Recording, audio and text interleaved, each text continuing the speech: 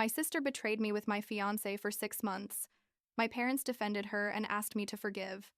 But when I married another man and excluded her from my wedding, my parents chose not to attend to support her instead.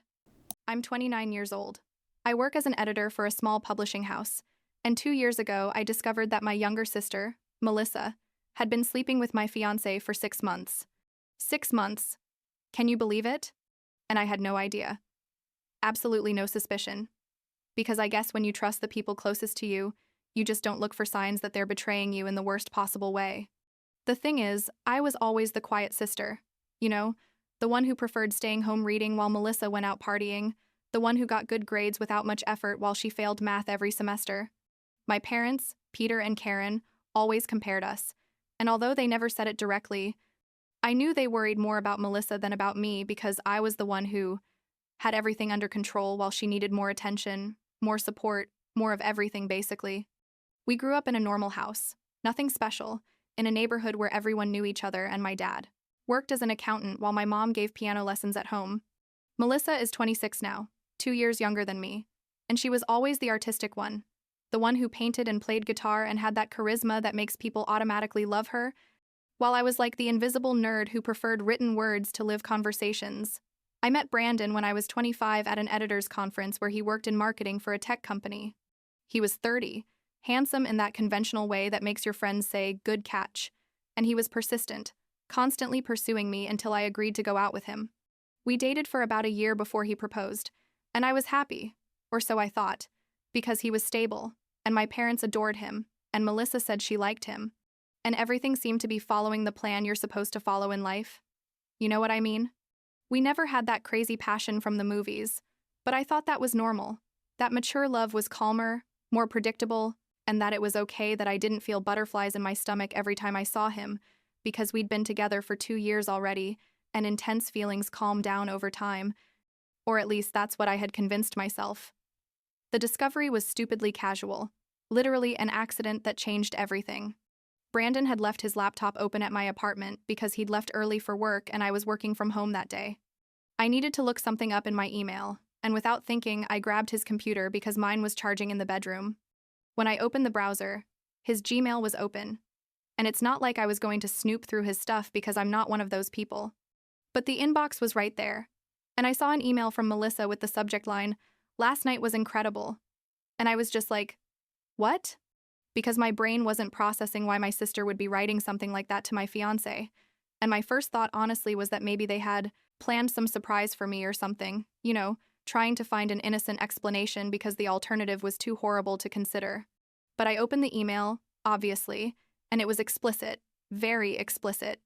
Talking about what they had done the night before when supposedly Brandon was at a work dinner and Melissa was at a friend's house.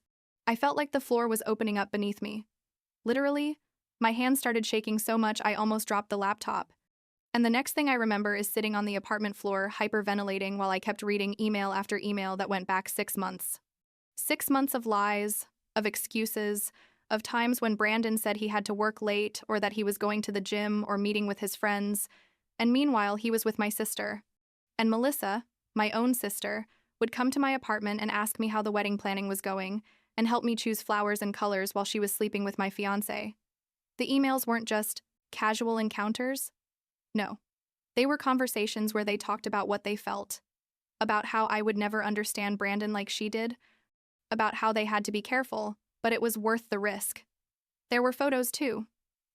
Photos I'm not going to describe, but that basically confirmed everything in the most visual and painful way possible. I stayed on that floor for like 2 hours, just reading and crying and feeling like the stupidest person in the world for not having noticed anything, for having trusted so blindly in the two people who supposedly would never betray you. Brandon came home that night like nothing was wrong, with that smile that now made me nauseous, and I simply told him I knew everything. His face changed immediately. He went pale, and he started with the pathetic excuses of, "I can explain," and "It's not what you think," until I screamed at him that I had read everything, that I had seen the photos, that he shouldn't insult me by trying to lie to me anymore. He admitted everything, basically, but tried to blame Melissa, saying she had seduced him, that he had been confused, that he loved me, and that it had been a terrible mistake. I told him to get out of my apartment and that I never wanted to see him again. And he left. Just like that, after 2 years together and an engagement ring that I ripped off my finger and threw at his face before he closed the door.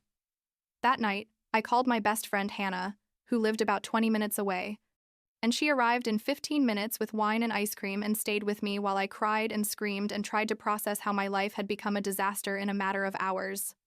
The next day, I went to my parents' house because Melissa still lived with them, supposedly saving money for her art, and I walked in without knocking because technically I still had keys.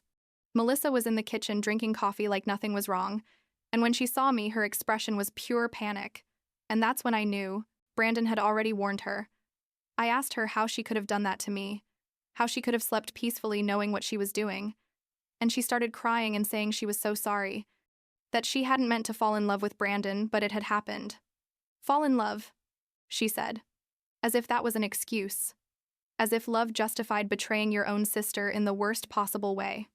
I told her she was selfish, that she only thought about herself like always, and she responded that I didn't understand what it was like to feel a real connection with someone, that Brandon and she had something special that I had never had with him. Those words hurt more than anything else, honestly, because there was some truth in them, and that made me feel even worse. Like somehow I was to blame for not having been enough for Brandon. My parents arrived in the middle of the fight. They had been at the supermarket, and when I told them what had happened, I expected them to immediately take my side, to kick Melissa out of the house or something, but no. My dad, Peter, put on this serious face he uses when he wants to solve problems, and said we all needed to calm down and talk rationally. My mom, Karen, started crying and saying this was terrible for the whole family. How are we going to get through this? And I was just like, are you hearing what I just said? My sister slept with my fiancé for 6 months, and you're worried about the family in general? I tried to explain to them that this wasn't a minor problem, that Melissa had betrayed my trust in the worst possible way. But my dad kept saying that Melissa was young and had made a mistake, that Brandon was the real culprit for being older and should have known better, and that eventually we would all have to forgive and move on because we were family. Forgive. That word that would become my parents' mantra for the following months.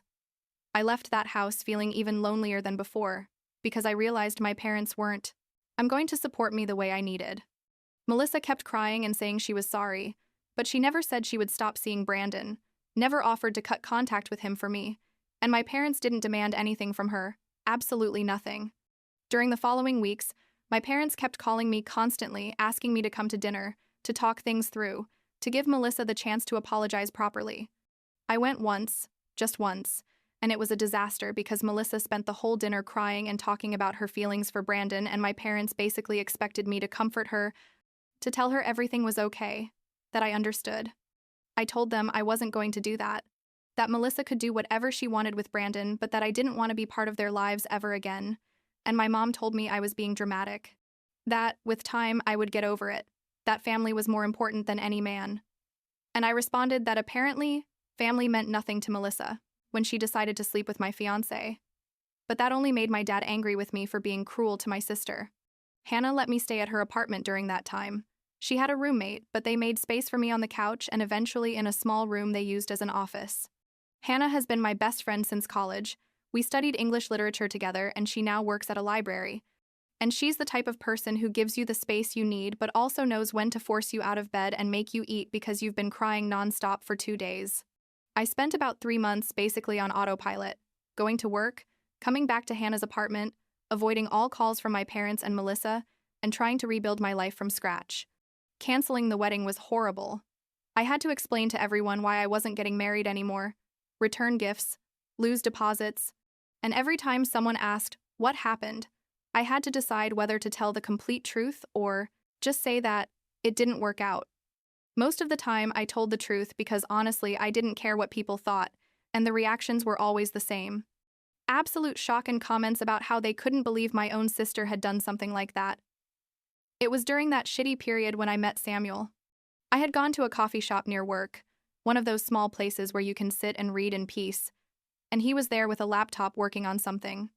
I accidentally spilled my coffee because I'm a mess, and the liquid went straight toward his table, and instead of getting angry, he just laughed and helped me clean up while saying he needed an excuse to take a break anyway. We talked for like 2 hours. He was an architect, 32 years old, and there was something about him that was different. I don't know how to explain it. He was calm but not boring, attentive without being invasive, and when I casually mentioned that I had ended a difficult relationship recently, didn't pressure me to tell him details. He asked for my number before I left, and we started texting, and then we met for coffee again, and eventually for dinner, and after about 2 months of dating, I decided to tell him the whole story about Brandon and Melissa, because I felt that if we were going to keep seeing each other, he deserved to know what a disaster my family life was. His reaction was perfect, basically. He didn't try to minimize what had happened or give me unsolicited advice.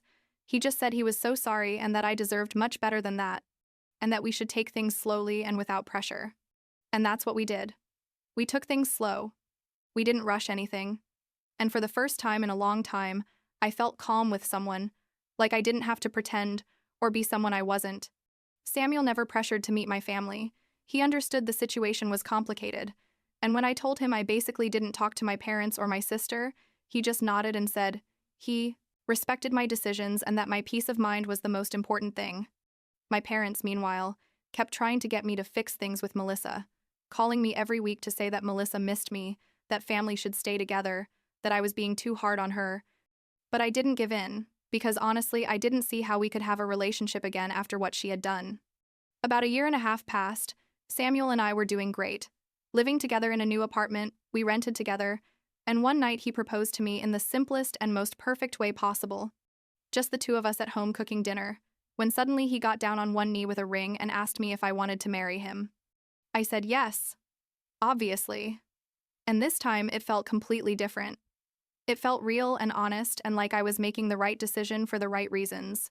We started planning the wedding.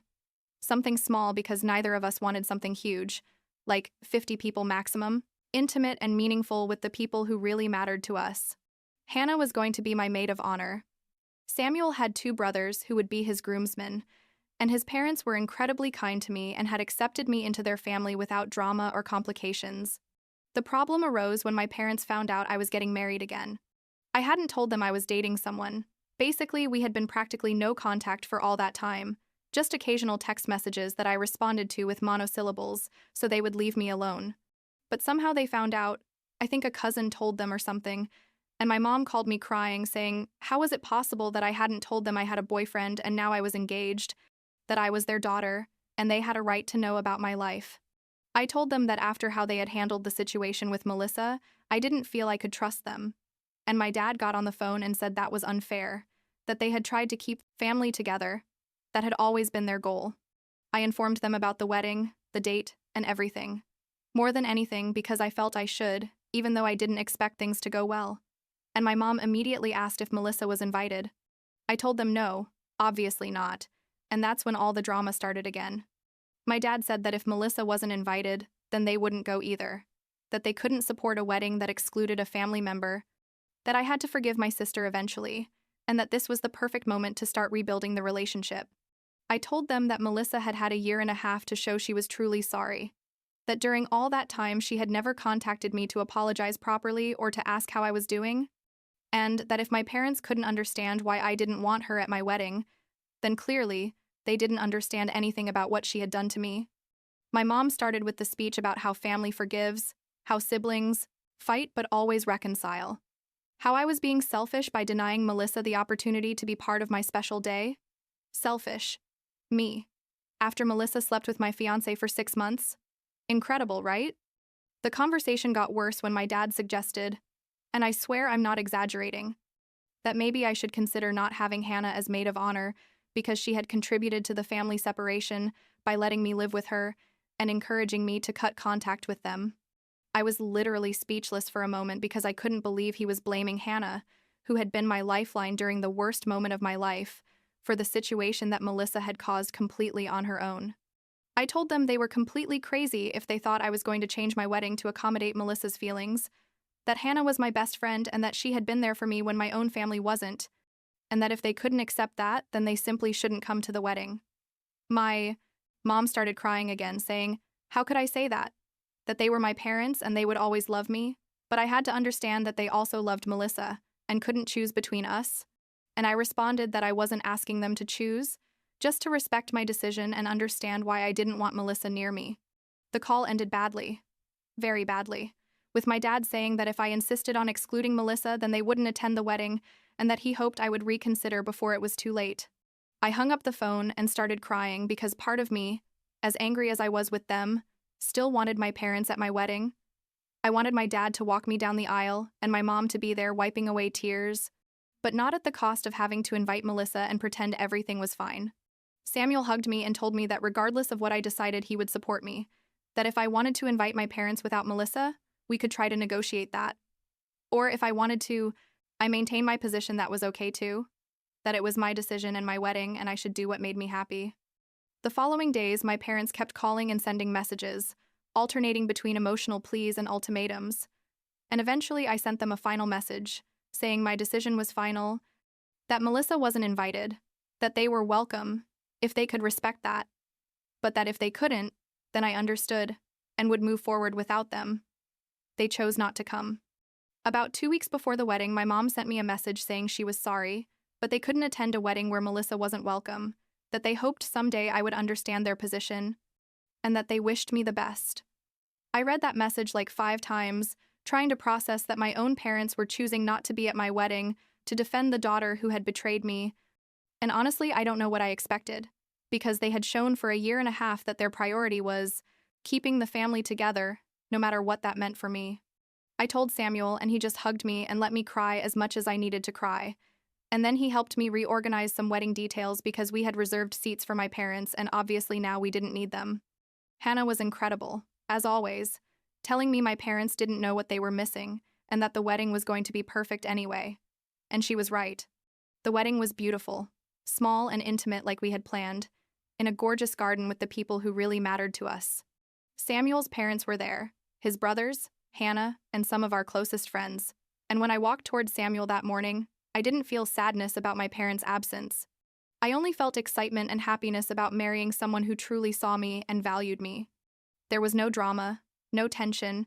It was just a perfect day where we celebrated our love surrounded by people who genuinely supported us. During the process reception, Hannah gave an incredible speech about friendship and the family you choose. And several friends came up afterward to tell me how happy I looked, how radiant I was. And for the first time in a long time, I felt completely at peace with the decisions I had made. We went on our honeymoon to a beach resort for 2 weeks, one of those places where you can completely disconnect from the world, and it was exactly what we needed after all the stress of planning and family drama. We spent the days at the beach, swimming, reading, sleeping late, and just enjoying being together without worries or pressures. Samuel asked me one day if I was okay, if I regretted how things had turned out with my parents, and I told him honestly that no. That I had learned that setting boundaries was necessary and that I couldn't sacrifice my peace of mind and my happiness to make people happy who didn't respect my feelings. He told me he was proud of me, and those words meant more than he probably imagined. We came back from the honeymoon and started our life as husband and wife. We moved to a bigger apartment we found during the wedding preparations, and basically built our life together, surrounded by the people we chose to have close. My parents haven't tried to contact me since the wedding. I think they finally understood I wasn't going to change my mind. Or maybe they decided it was easier to have one daughter in their lives than to try to maintain a relationship with both. I don't know what happened with Melissa and Brandon, if they stayed together or broke up, because honestly, I'm not interested in knowing. That part of my life is behind me and I prefer to keep it there.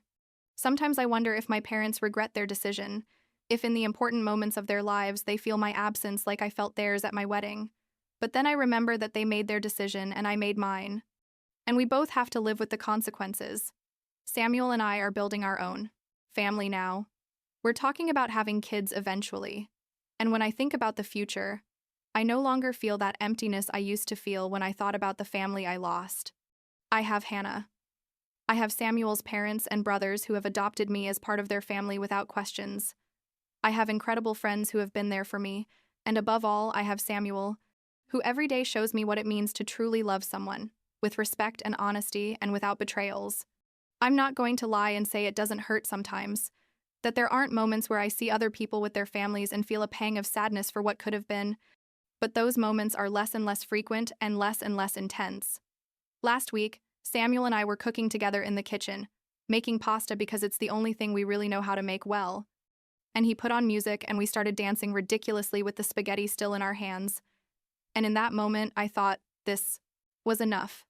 That this life we had built together was more than what I had imagined for myself after everything that happened. I don't need my parents to validate my happiness. I don't need Melissa's forgiveness or to understand why she did what she did. I just need to move forward with the people who truly love me and who are willing to be by my side without conditions or ultimatums. And that's exactly what I have now.